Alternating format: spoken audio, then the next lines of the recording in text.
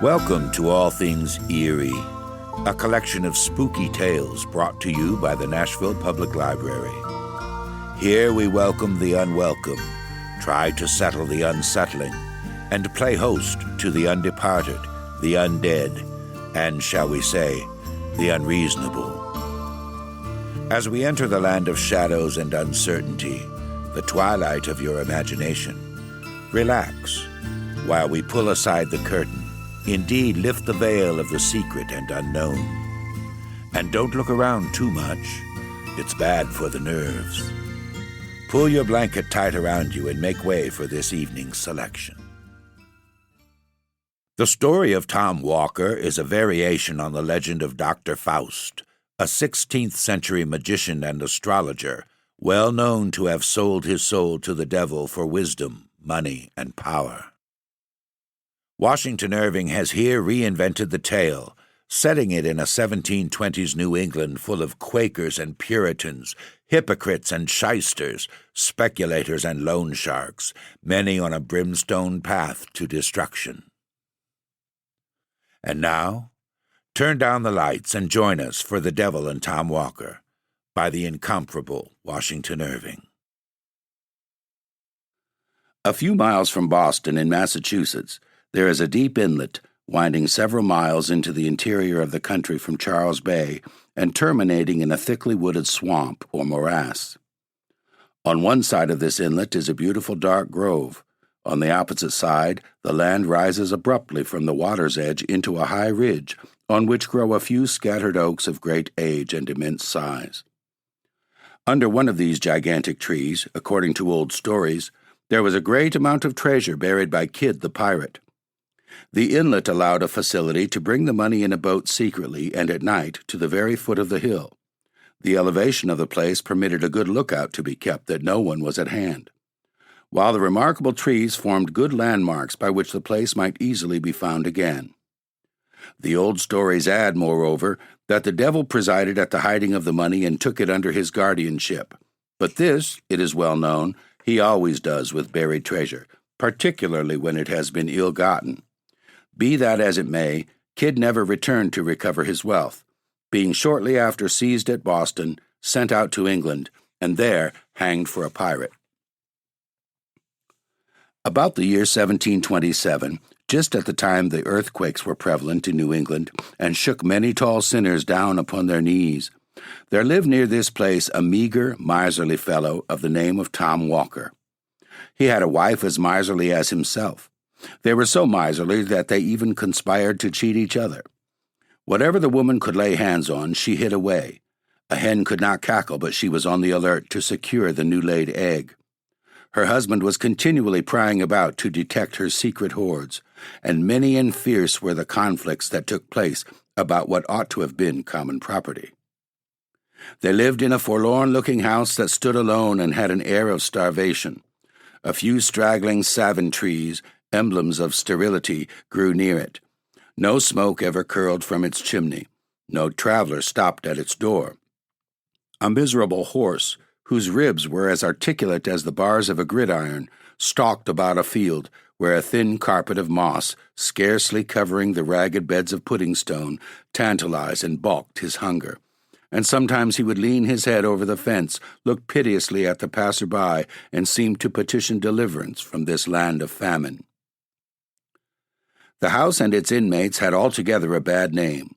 Tom's wife was a tall termagant, fierce of temper, loud of tongue, and strong of arm. Her voice was often heard in wordy warfare with her husband, and his face sometimes showed signs that their conflicts were not confined to words. No one ventured, however, to interfere between them.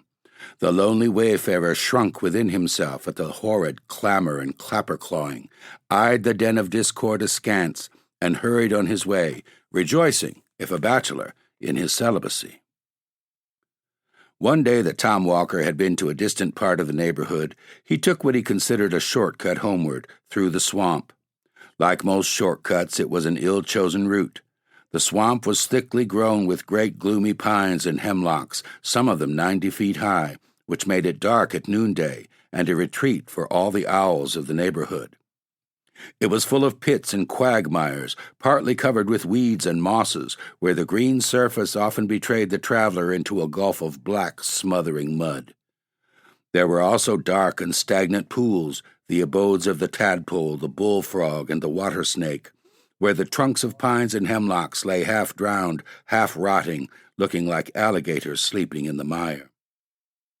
Tom had long been picking his way cautiously through this treacherous forest, stepping from tuft to tuft of rushes and roots which afforded precarious footholds among deep sloughs, or pacing carefully like a cat along the prostrate trunks of trees, startled now and then by the sudden screaming of the bittern or the quacking of wild duck rising on the wind from some solitary pool. At length he arrived at a firm piece of ground, which ran out like a peninsula into the deep bosom of the swamp. It had been one of the strongholds of the Indians during their wars with the first colonists. Here they had thrown up a kind of fort, which they had looked upon as almost impregnable, and had used as a place of refuge for their squaws and children. Nothing remained of the old Indian fort but a few embankments, gradually sinking to the level of the surrounding earth and already overgrown in part by oaks and other forest trees, the foliage of which formed a contrast to the dark pines and hemlocks of the swamp. It was late in the dusk of evening when Tom Walker reached the old fort, and he paused there a while to rest himself. Anyone but he would have felt unwilling to linger in this lonely, melancholy place, for the common people had a bad opinion of it, from the stories handed down from the time of the Indian Wars, when it was asserted that the savages held incantations here and made sacrifices to the evil spirit. Tom Walker, however, was not a man to be troubled with any fears of the kind. He reposed himself for some time on the trunk of a fallen hemlock, listening to the boding cry of the tree-toad and delving with his walking-staff into a mound of black mold at his feet. As he turned up the soil unconsciously, his staff struck against something hard. He raked it out of the vegetable mold, and lo! A cloven skull, with an Indian tomahawk buried deep in it, lay before him. The rust on the weapon showed the time that had elapsed since this death blow had been given. It was a dreary memento of the fierce struggle that had taken place in this last foothold of the Indian warriors. "Humph!" said Tom Walker, as he gave it a kick to shake the dirt from it. "Let that skull alone," said a gruff voice. Tom lifted up his eyes and beheld a great black man seated directly opposite him, on the stump of a tree. He was exceedingly surprised, having neither heard nor seen anyone approach, and he was still more perplexed on observing, as well as the gathering gloom could permit, that the stranger was neither Negro nor Indian. It is true he was dressed in a rude half-Indian garb, and had a red belt or sash swathed round his body, but his face was neither black nor copper color, but swarthy and dingy, and begrimed with soot, as if he had been accustomed to toil among fires and forges. He had a shock of coarse black hair that stood out from his head in all directions, and bore an axe on his shoulder. He scowled for a moment at Tom with a great pair of red eyes. "What are you doing on my grounds?" said the black man with a hoarse, growling voice. "Your grounds," said Tom with a sneer. "No more your grounds than mine. They belong to Deacon Peabody." "Deacon Peabody be damned," said the stranger, "as I flatter myself he will be, if he does not look more to his own doing and sins and less to those of his neighbors. Look yonder, and see how Deacon Peabody is faring." Tom looked in the direction that the stranger pointed, and beheld one of the great trees, fair and flourishing without, but rotten at the core, and saw that it had been nearly hewn through, so that the first high wind was likely to blow it down. On the bark of the tree was scored the name of Deacon Peabody, an eminent man who had waxed wealthy by driving shrewd bargains with the Indians. He now looked around, and found most of the tall trees marked with the name of some great man of the colony, and all more or less scored by the axe. The one on which he had been seated, and which had evidently just been hewn down, bore the name of Crowninshield, and he recollected a mighty rich man of that name, who made a vulgar display of wealth, which it was whispered he had acquired by buccaneering. "He's just ready for burning," said the black man with a growl of triumph. "You see, I'm likely to have a good stock of firewood for winter." "But what right have you," said Tom, "to cut down Deacon Peabody's timber?" "The right of a prior claim," said the other. "This woodland belonged to me long before one of your white-faced race put foot upon the soil."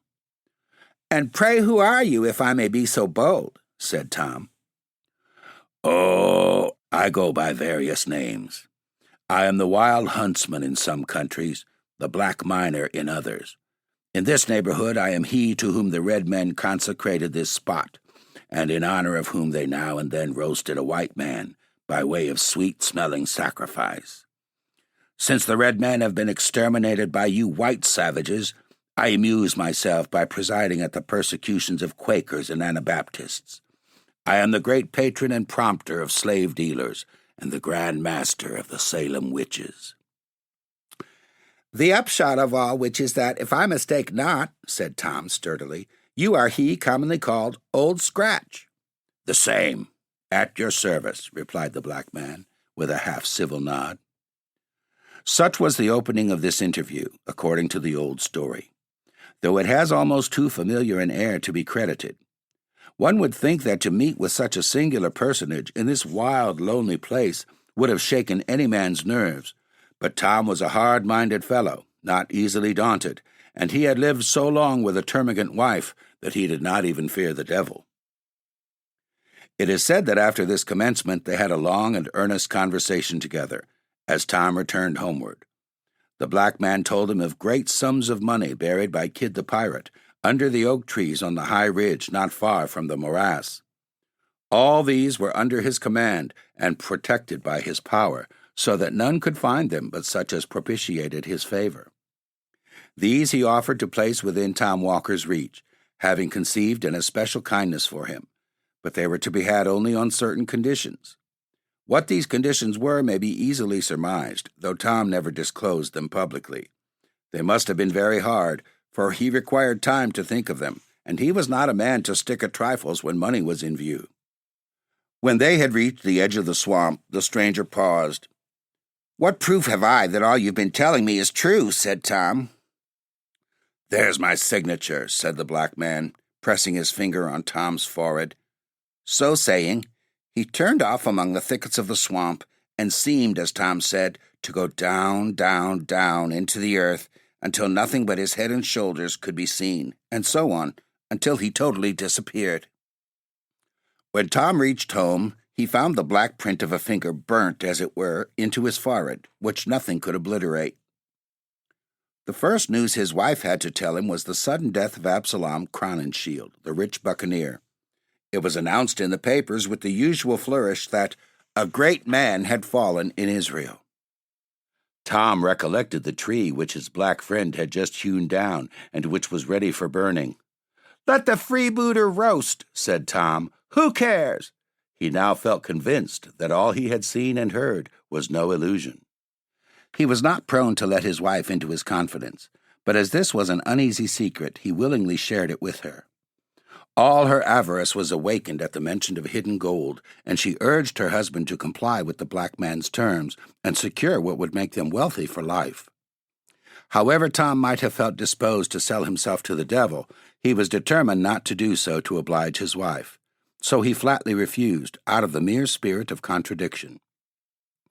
Many and bitter were the quarrels they had on the subject, but the more she talked, the more resolute was Tom not to be damned to please her.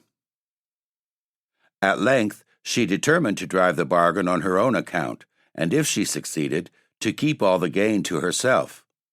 Being of the same fearless temper as her husband, she set off for the old Indian fort toward the close of a summer's day. She was many hours absent. When she came back, she was reserved and sullen in her replies.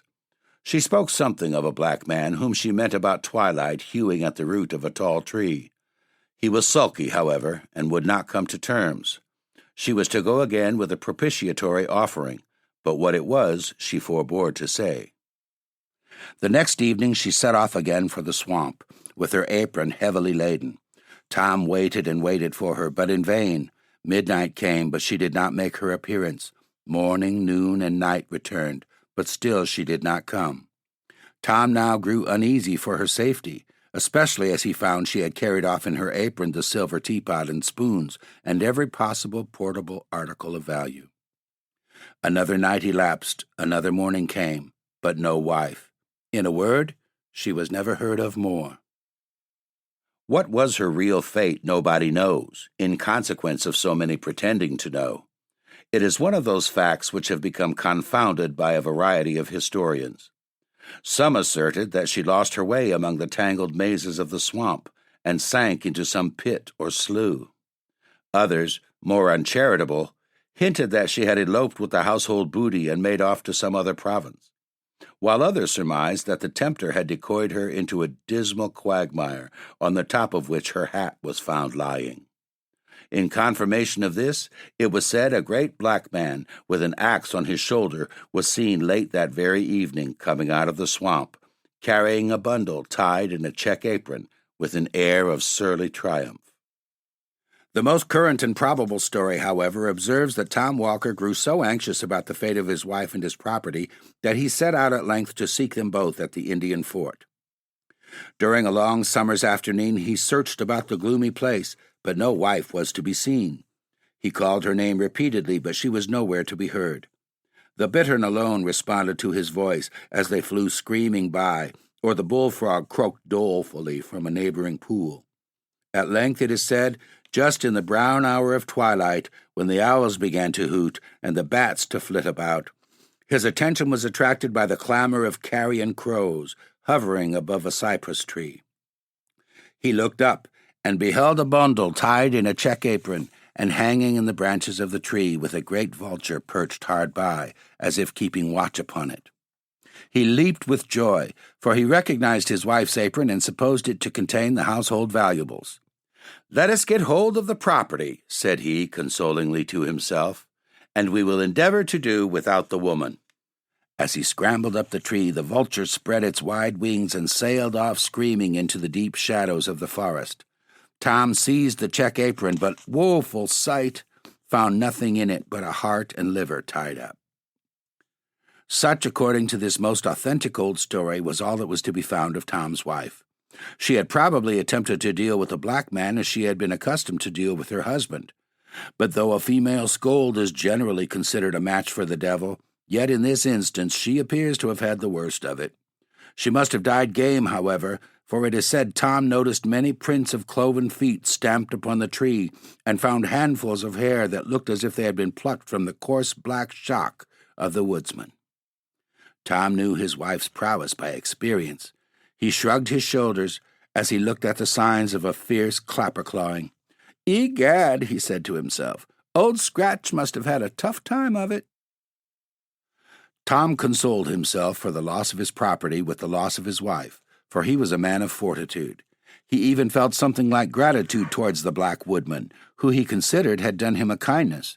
He sought, thereover, to cultivate a further acquaintance with him, but for some time without success. The old blacklegs played shy, for whatever people may think, he is not always to be had for calling for. He knows how to play his cards when pretty sure of the game. At length, it is said, when delay had whetted Tom's eagerness to the quick and prepared him to agree to anything rather than not gain the promised treasure, he met the black man one evening in his usual woodsman's dress, with his axe on his shoulder, sauntering along the swamp and humming a tune. He affected to receive Tom's advances with great indifference, made brief replies, and went on humming his tune. By degrees, however, Tom brought him to business, and they began to haggle about the terms on which the former was to have the pirate's treasure. There was one condition which need not be mentioned, being generally understood in all cases where the devil grants favors. But there were others about which, though of less importance, he was inflexibly obstinate. He insisted that the money found through his means should be employed in his service. He proposed, therefore, that Tom should employ it in the black traffic, that is to say, that he should fit out a slave ship. This, however, Tom resolutely refused. He was bad enough in all conscience, but the devil himself could not tempt him to turn slave trader. Finding Tom so squeamish on this point, he did not insist upon it, but proposed instead that he should turn usurer. the devil being extremely anxious for the increase of usurers, looking upon them as his peculiar people. To this no objections were made, for it was just to Tom's taste. "You shall open a broker's shop in Boston next month," said the black man. "I'll do it tomorrow if you wish," said Tom Walker. "You shall lend money at 2% a month." "Egad, I'll charge 4, replied Tom Walker. "You shall extort bonds, foreclose mortgages, drive the merchants to bankruptcy." "I'll drive them to the devil," cried Tom Walker. "You are the usurer for my money," said Blacklegs with delight. "When will you want the rhino?" "This very night." "Done," said the devil. "Done," said Tom Walker. So they shook hands and struck a bargain. A few days later saw Tom Walker seated behind his desk in a counting house in Boston. His reputation for a ready-moneyed man who would lend money out for a good consideration soon spread abroad. Everybody remembers the time of Governor Belcher, when money was particularly scarce. It was a time of paper credit. The country had been deluged with government bills. The famous land bank had been established. There had been a rage for speculating. The people had run mad with schemes for new settlements, for building cities in the wilderness. Land jobbers went about with maps of grants and townships, and Eldorados lying nobody knew where, but which everybody was ready to purchase. In a word, the great speculating fever, which breaks out every now and then in the country, had raged to an alarming degree, and everybody was dreaming of making sudden fortunes from nothing. As usual, the fever had subsided, the dream had gone off, and the imaginary fortunes with it. The patients were left in doleful plight, and the whole country resounded with the consequent cry of hard times. At this propitious time of public distress did Tom Walker set up as usurer in Boston. His door was soon thronged by customers. The needy and adventurous, the gambling speculator, the dreaming land jobber, the thriftless tradesman, the merchant with cracked credit. In short, everyone driven to raise money by desperate means and desperate sacrifices hurried to Tom Walker. Thus Tom was the universal friend of the needy and acted like a friend in need. That is to say, he always exacted good pay and good security. In proportion to the distress of the applicant was the hardness of his terms. He accumulated bonds and mortgages, gradually squeezed his customers closer and closer, and sent them at length, dry as a sponge, from his door. In this way he made money hand over hand, became a rich and mighty man, and exalted his cocked hat upon change, having raised himself to a position of importance as a trader on the stock exchange. He built himself, as usual, a vast house out of ostentation, but left the greater part of it unfinished and unfurnished out of parsimony.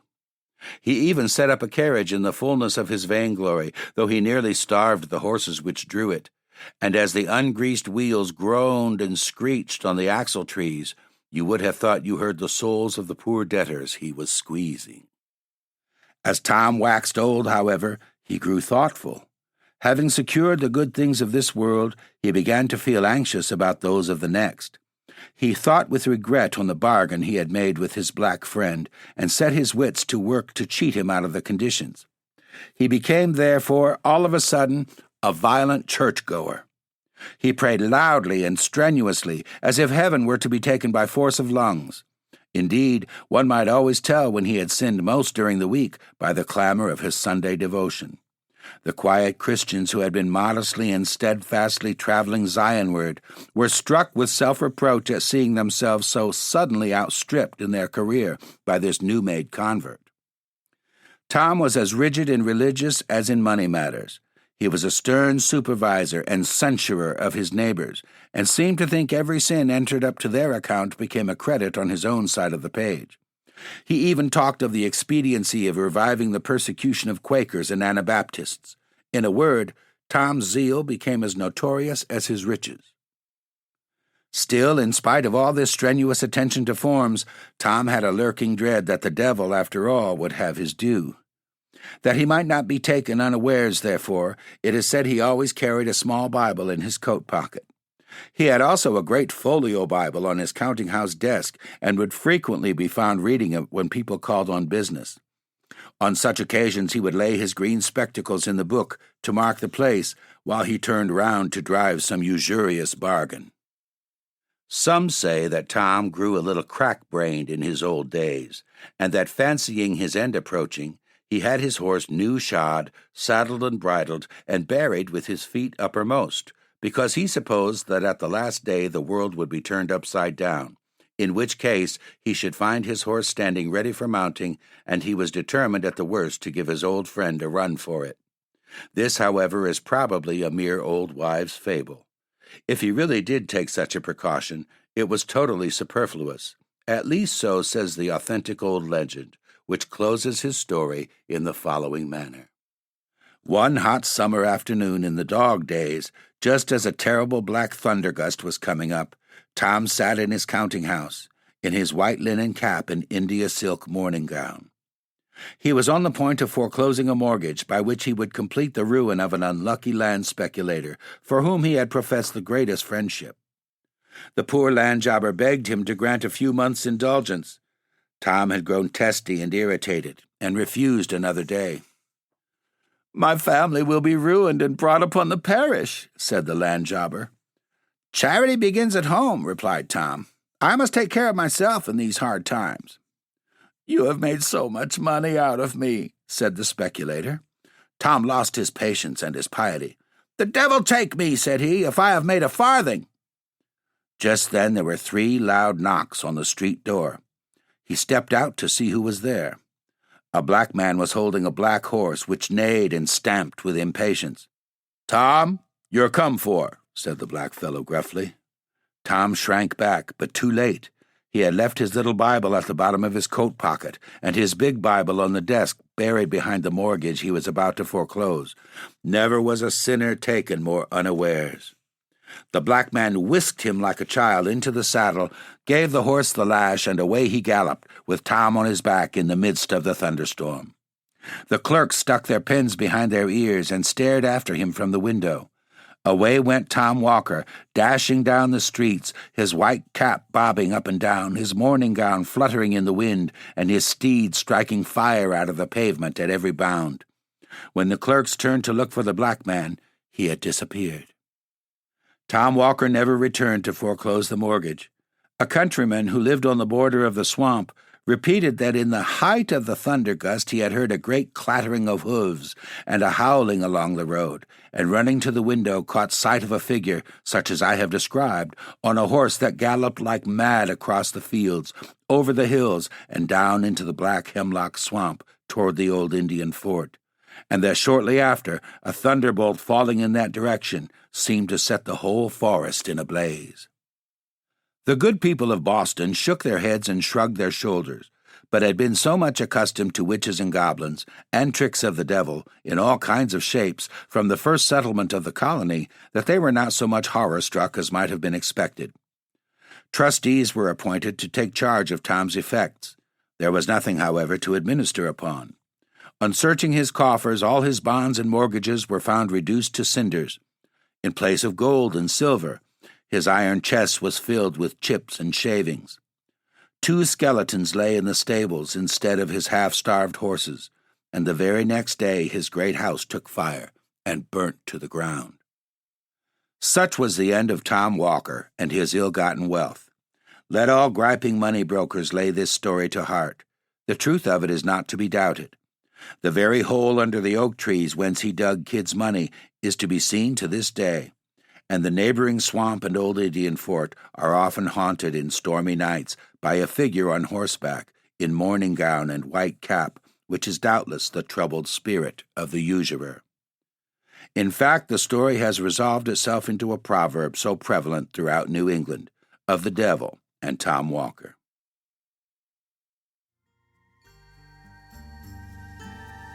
Thanks for being with us and for listening to All Things Eerie. For more shivers, stories, and episodes, visit the Nashville Public Library website at library.nashville.org. Feel free to leave requests or suggestions. Original music for this podcast is by Dawn Northwind and was produced and recorded by Adam Dean. Art design is by Allison Price. NPL studio engineering is by Forrest Eagle, all of whom, with me, send their very best wishes to you for a very good night.